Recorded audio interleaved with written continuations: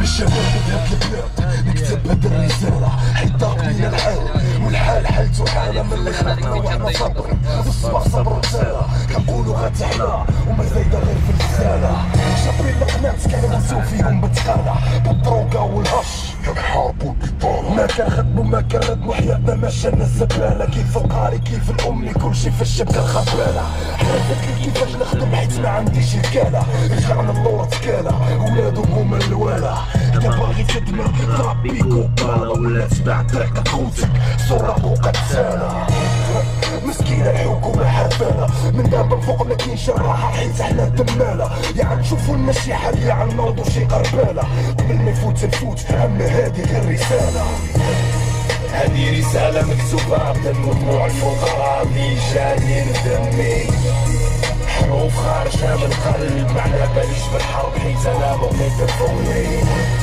فبلا ما تعمل راسي غافل ولا ما عرفش ولا باللي راك امي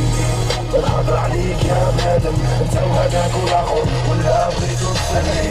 انا مكتوبة بدموع ودم الفقراء من الحكومة من الوزارة اي واحد بدل الكار بغيناكم تحسوا بينا تعرفوا باللي حنا صبارة بالحق ملي عم تفوروا ثورة ديالنا حتى المقبرة حنايا ماشي غنم نتوما ماشي جزارة حنايا المسؤولية نتوما مسؤولين شفارة صافي ما بقيناش نخافو خرجنا من المغارة عقنا بيكم غير الهضارة كلمتكم غدارة قولولي كيفاش كتحسوا بلي الشباب بحال النوارة ما جابر ما يعمل براسو غير كيبيع خسارة سنين بتاع في الحبس ولا في الغربة بلاد نصارى ودنا في السرقة شمكارة وبلادنا في الدعارة كيعيشو حياة الزنقة اللي رداتهم غير حكارة حيت تبحر شعار الكيكي والصبارة وما بقى قد ما فات وتصفر السفارة أما هذه غير رسالة بدموع الفقراء